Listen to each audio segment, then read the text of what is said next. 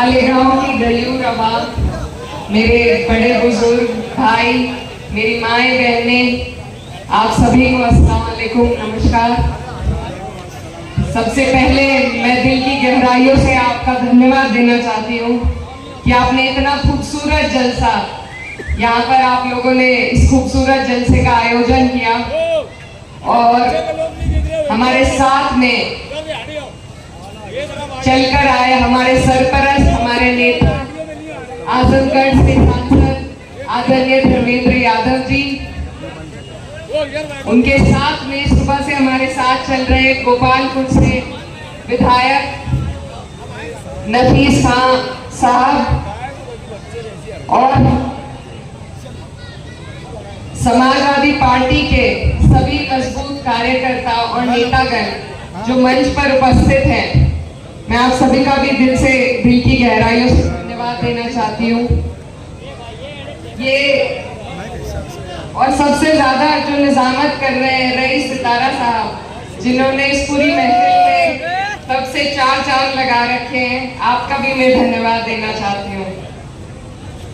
मेरी बहन, मेरी बड़ी बहन शान-ए-हिंद निहाल, जो यहाँ से चुनाव लड़ रही हैं, बहुत हिम्मत वाली हैं और उनके लिए एक शेर मैं आपके सामने पढ़ना चाहती हूँ कि हुजूम देख के रास्ता नहीं बदलते हम, हुजूम देख के रास्ता नहीं बदलते हम, किसी के डर से तकाजा नहीं बदलते हम, हजार ज़ेरे कदम हो रास्ता खारों का, हजार ज़ेरे कदम हो रास्ता खारों का, जो चल पड़े तो इरादा नहीं बदलते हम।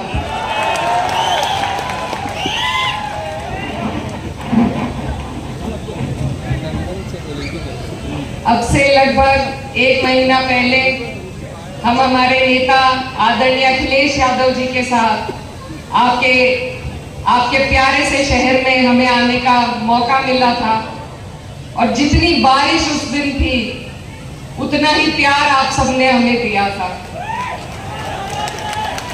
हम उस दिन आपका प्यार देखकर हमने ये तय कर लिया था कि हम इंशाअल्लाह मालेगांव तो जीत ही जीत रहे हैं और मालेगांव के सहारे हमारा आना जाना भी यहाँ पर लगा रहेगा।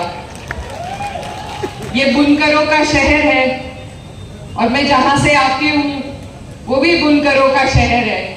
मुझे अपने शहर की खुशबू यहाँ आपके बीच महसूस होती है और मैं उम्मीद करूंगी कि जिस तरीके से मेरे शहर कैराना वालों ने मुझे प्यार दिया, उसी तरह आप अपनी बेटी को यहाँ से निराश नहीं करेंगे, बिल्कुल भी। ये जो चुनाव है ये बहुत अहम चुनाव है, इस पे पूरे देश की नजर है और इस देश के जो हालात है, ऐसा लगता है कि दौरे तबाही है, शीशे की अदालत है और पत्थर की गवाही है। तो इस देश में जो हालात इस नापाक भाजपा सरकार ने बना रखे हैं, उनको बदलने का ये आपके हाथ में मौका है।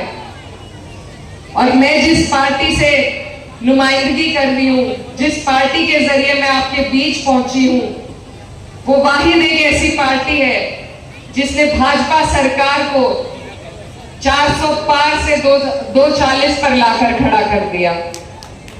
ये बहुत बड़ी बात है, इस बात की बहुत बड़ी अहमियत है, क्योंकि अगर हम संघर्ष न करते, अगर समाजवादी पार्टी इंडिया गठबंधन को 37 एमपीओ के रूप में इतना बड़ा योगदान न देती, तो ये वक्फ का बिल कब का पास कर चुके होते।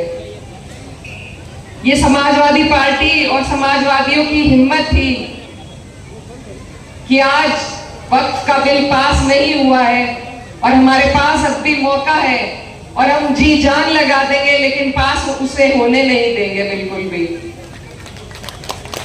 तो ऐसी पार्टी जो हमेशा से गरीबों की, मजलूमों की, किसानों की, महिलाओं की, पिछड़ों की, मुसलमानों की बात करती हो, आज आपको मालेगांव वालों को ये मौका मिला है, बहुत खूबसूरत मौका, क्योंकि बहुत शानदार कैंडिडेट हमारी पार्टी ने यहाँ पर उतारा है।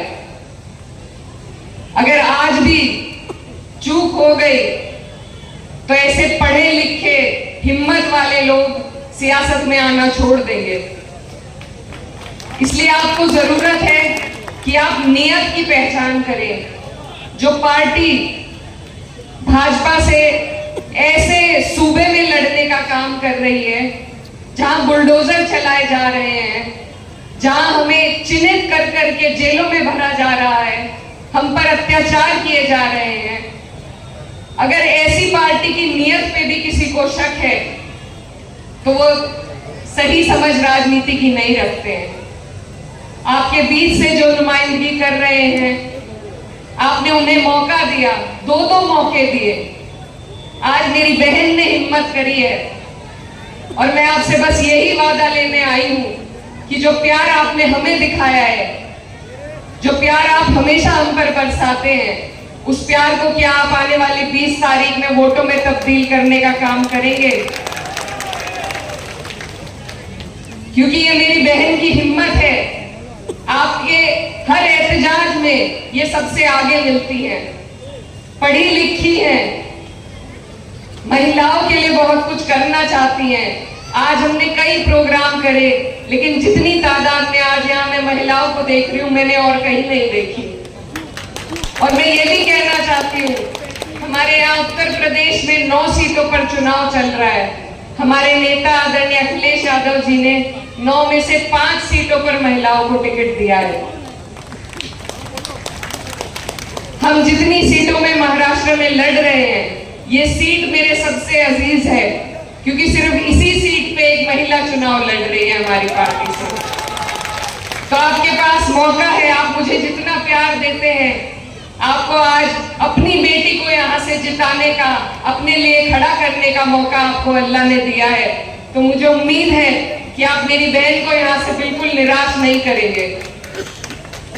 ये चुनाव एक ऐसी बेईमान सरकार के खिलाफ हम लड़ रहे हैं, जिन्होंने जोड़ तोड़ करके, खरीद फरोख्त करके पहले सरकार बना ली थी।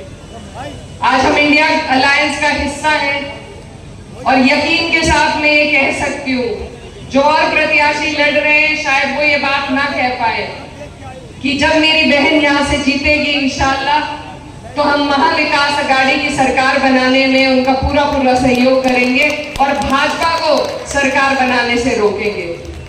तो आपको जरूरत है कि आप नियत पहचाने।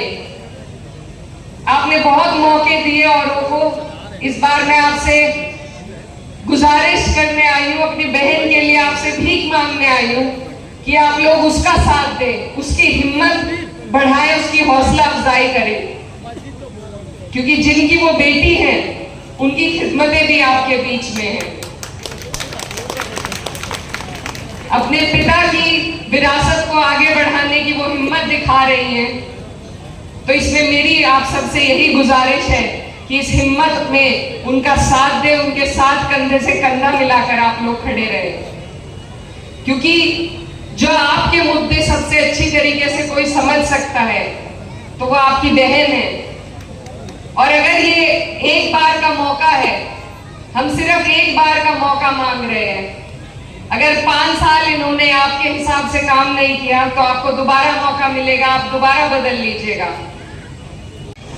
तो इसलिए आप सबसे मेरी गुजारिश है, मुझे ये भी मालूम पड़ा कि आप मुफ्ती साहब के घर के बहुत पास हैं और उनकी तबीयत खराब है, तो मैं उनके लिए भी ऊपर वाले से दुआ करती हूँ कि अल्लाह में उन्हें शिफा दे, उन्हें सेहतयाब करे। लेकिन साथ में ये भी कहना चाहती हूँ कि अब मौका है कि हम युवाओं को, पढ़े लिखे शिक्षित लोगों को और खासतौर पर बेटियों को आगे बढ़ाएं। हम अपनी कथनी को अब करनी में बदलें, ये मौका आज आप लोगों के पास है। तो मैं ज्यादा कुछ ना कहते हुए, मैं बहुत दूर से आपके बीच आई हूँ और खुद को मालेगांव की बेटी मानती हूँ, और बेटी होने के नाते,